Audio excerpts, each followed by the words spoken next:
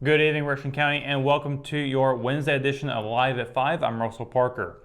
Ben Moss will be heading back to Raleigh to represent Richmond County and now part of Moore County. Moss defeated Moore County Representative Jamie Boles in the Republican primary for the North Carolina House of Representatives District 52 seat with 53% of the vote on Tuesday, according to unofficial election results. Records show Moss won Richmond County with more than 85% of the vote. Boles carried this section of Moore County 2-1. The highest Moss garnered there was 42.3% in one precinct.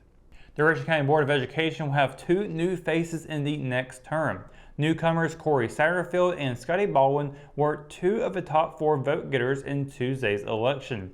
Incumbents Daryl Mason and Bobby C. Ormsby were also re-elected, while sitting board member Joe Richardson was defeated.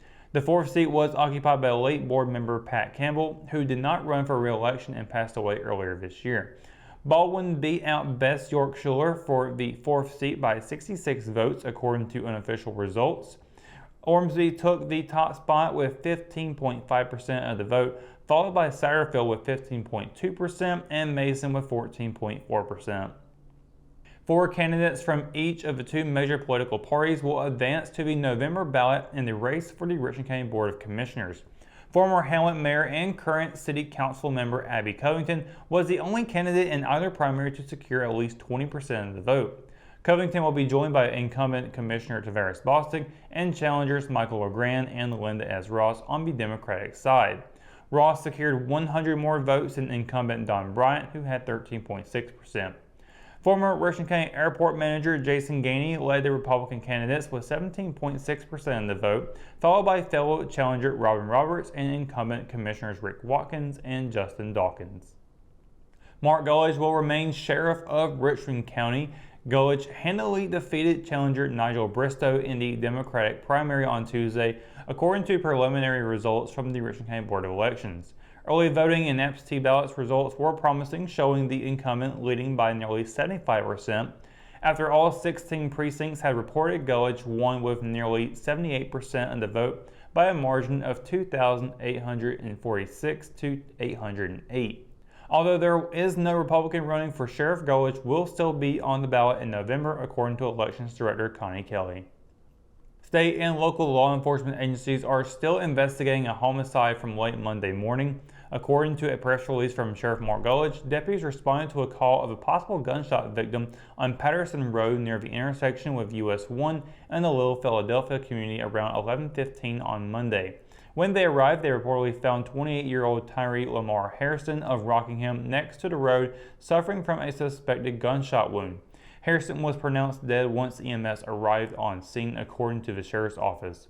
Students at two nearby schools, Washington Street Elementary and Richmond Senior High, were sheltered in place early Monday afternoon. The case is still under investigation, and the sheriff's office is being assisted by the Rockingham Police Department and the SBI. Anyone with information is encouraged to call 911 or Richmond County Crime Stoppers. American troops serving overseas will soon be receiving goodie boxes from Richmond County. Members of VFW Post 4203 Auxiliary will be filling the boxes with snacks, cards, toiletries, and other items before sending the care packages to units stationed in Europe, including 307th Engineer Battalion based out of Fort Bragg and the Alpha Battery 3rd Battalion 6th Field Artillery Regiment based out of Fort Drum, New York. In recent years, the auxiliary has sent packages to troops stationed in Afghanistan, Japan, South Korea, and even Greenland.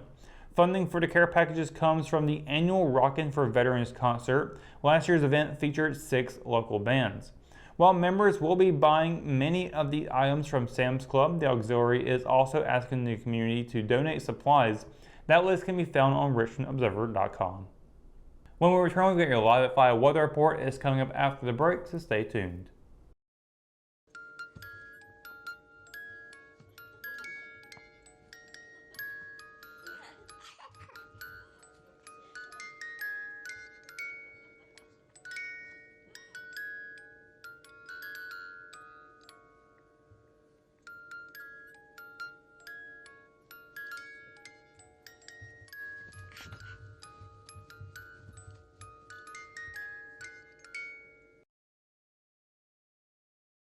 Hometown heroes?